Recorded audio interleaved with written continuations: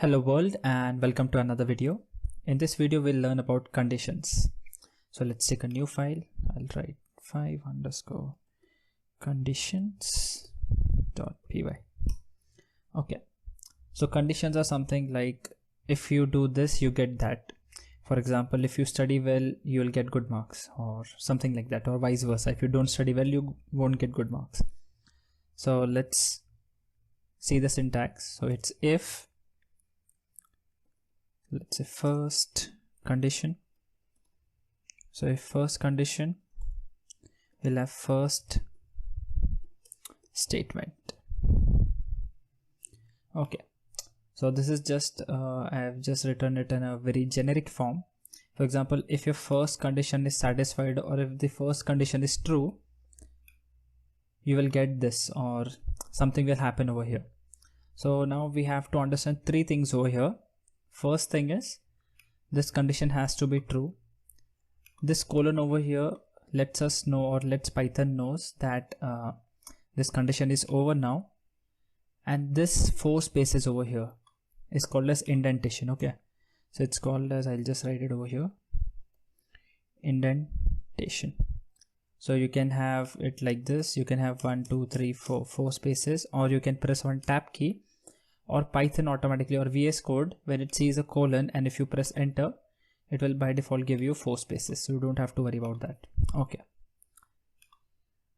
so again, one is this condition has to be true, this colon, second thing which marks the end of this condition, and third one, something's going to happen if this condition is true, and this statement is inside this condition which is marked by an indentation over here, right?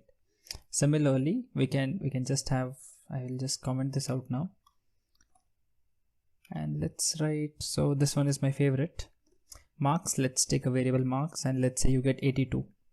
Okay, I know I might be kidding, but yeah. So I can just write if marks greater than 80, then I'll write print I am getting a bike. Okay, that's great, right? So let's see whether this works. So let's press Ctrl+L to open the terminal. I'll just go here, type pi space. So pi works for me, Python works for me, both. You can check what works for you. 5 and tab key, enter. So I'm getting a bike. Now if you're understanding the syntax, marks is 82. Okay, so I got 82 marks. Now my parents told me if your marks are above 80, then only you're getting this. So this thing will only happen when I get marks above 80. That's why it is under the if condition. How do I know it is under the if condition? By this indentation over here, right? But let's say I don't get marks above 80. So this was my wish, now my parents' wish. Else, so if you get this, else print get out of the house. First my parents will hit me very hard or beat the shit out of me, but yeah, that's another part, another story to cover. So if I get this, that's fine. Else, so else will have no conditions over here directly. You can directly write else. Else means everything except if. Okay, so let's save this and let's say I get 78 marks. So 78, is 78 greater than 80? No. So yeah, I'm getting out of the house now. So let's save this, go here and run this again. So get out of the house, excellent. But what I would do is I would go and bargain with my mom ki arey, I got at least 78, which is a good mark, but not great, but at least a good mark. So what we'll do is we'll have elif, else if marks greater than 70. Okay, now I know this won't work for people who have already learned Python. They know this is not the condition, but Python people are very lazy, so they have done this as elif. Okay, so elif, else if, it's just a short form of else if. So elif marks greater than 70. Let's say I'll have print laptop. Yeah, laptop is fine. And then let's go here and check. So I'm getting a laptop. Excellent. Again, I can have one more elif. Marks greater than 60. Print. I can just get some shoes, good shoes, right? Or sneakers or shoes, yeah. So I can just write over here. Okay, so what is going to happen? So I've got 78. My first priority is getting a bike. My first priority is not getting a shoe.